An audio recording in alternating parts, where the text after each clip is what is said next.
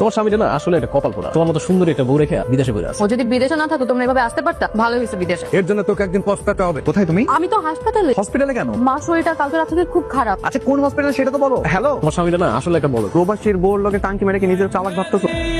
আমার টাকা দিয়ে চিকেন চাপাবে আমার কষ্ট বলদ। বাবু তুমি কখন আসলে দেশে? আমি জানো তোমাকে কত মিস করছি। অনেক মিস করছো। ওগুলো তো আমি জন্মের খাওয়ানি খাওয়াবো।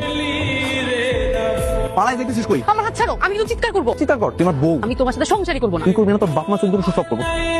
কি হয়েছে এখানে? ভাই দেখেন না, রাস্তাঘাটে হাত ধরে হাত টানাটানি করতেছে। কি সমস্যা? আমি ওর স্বামী, গত 4 বছর ধরে বিদেশ করতেছি। প্রতি মাসে মাসে যা টাকা পান সব টাকা উড়াইতেছে। এমন নাকি আমার ডিভোর্স দিব। ভাই ভাই আচ্ছা এইভাবে কোনো কিছু না বলে দেশে চলে আসাটা ভালো হয়নি জামাই। আহা গো, কত বড় একটা অন্যায় করে ফেলাইছি। দেখো জামাই, জামাই আমি তোমার মার মতো, তুমি কিন্তু আমার সাথে একটু হিসাব করে কথা বলবা। এখন আপনার সাথে আমার হিসাব করে কথা বলতে হবে। এই দেখো, এত কথা বলে না লাভ নাই। ভদ্রভাবে যদি আমার সাথে সংসার না করছ না, তোর একটা করে তারপর আমি জেলে যাবো। কি হচ্ছে এগুলো? ছেলেটা এতদিন পর আসছে, সে একটু রেস্ট নিবে। আমি ওর সাথে ঘুমাবো না। ঘুমাবি না কেন? আমি তো স্বামী না। আমি তোমাকে স্বামী বলে মানি না। চল রুমে চল। এই আচ্ছা আমার মেয়ে আচ্ছা সুচরাবা, আমি আমার বউ নিয়ে ঘরে যাচ্ছি। আপনি প্লিজ আপনার ওনাকে সামলান। তুমি নিচে ঘুমাবা। আমি যদি নিচে ঘুমাই তোর বিছনায় কে ঘুমাইবো? তোর নাগর? আমার টাকা কিনা বাড়ি, আমার টাকা কিনা খা, আর আমার কাছে নিচে ঘুমাইতে। এখানে যা কিছু আছে কিছুই আর তোমার নেই, সব আমার। সরো দিকটা চুপচাপ করে ঘুমা।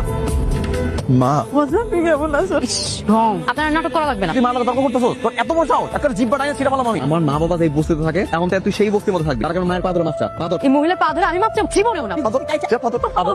রান্না কর কোন দিকে? ওই দিকে। তুই এখন এই দুপুরবেলা মায়ের লাগে রানবি, আমার লাগে রানবি। তোর রান্না আমরা সবাই মিলে বইবা খাব। যা রান্না করে দিকে যা। আমার ধরতে ধরতে যা। আজকে তোর রান্না করা খাবার খামো। আমার ঠেকা পড়ছে। তুমি জানো না আমি রান্না বান্না পারি না। পারি না মানে কি? হ্যাঁ শোন না, বৌমা রানবে কেমনে? এই কোনদিন মাটি চলে রানছে? মা, তুমি একদম চুপ থাকো। চাস না কে? যা।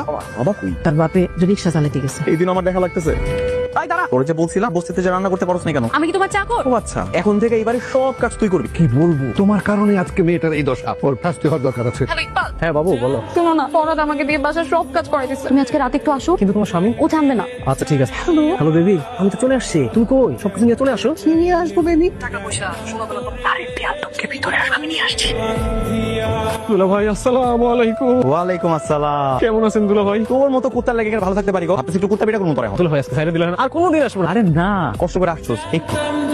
কে ওখানে? আরে বউ, আমি তোমার জামাই। তুমি ওখানে কি করো? কুত্তা পিটাইতেছি। আর জীবন আমার বলে এরকম ডাকতে পেটে গিরি করবি? না দুলা ভাই না। কেন করলি এরকমটা? আমি কি তোর প্রতি মাসে টাকা কম দিছিলাম? বৌমা, সাজানো সংসারটা নষ্ট করো না মা। তোমরা ভালো থাকলে আমার খুব ভালো লাগে। কি করি বলো তোমা? ও তো আবার সব সম্পত্তি ফিরিয়ে নিতে চাচ্ছে। মামার বাড়ির মোট চাইলেই পাওয়া যায় না। পুলিশ ডাইকা ধাক্কাতে বাড়ি থেকে বের করে দিবে। তুমি বেশি ব্যথা পেয়েছো বাবু। না, সেই ব্যথা কি আর ব্যথা তোমার জন্য? মাথায় একটা বুদ্ধি দিচ্ছি, সব টাকা পয়সা নিয়ে তোমার সাথে পালিয়ে যাবে। এই যে ভাগো। তুমি মা মা আপনার ছেলে কিছু বলেন। আর কি হয়েছে? আমার কথা শুনবে। তোমরা ভাবছিলাম ও ভালো হয়ে যাবো? ও জীবনে ভালো কোনো মাইয়াই না। আমি একদম ভালো হয়ে যাবো। আমার কাছে এই পর্যন্ত যা কিছু নিয়েছে সব ফিরাই দিবি তো? হ্যাঁ সব ফিরে দিবো।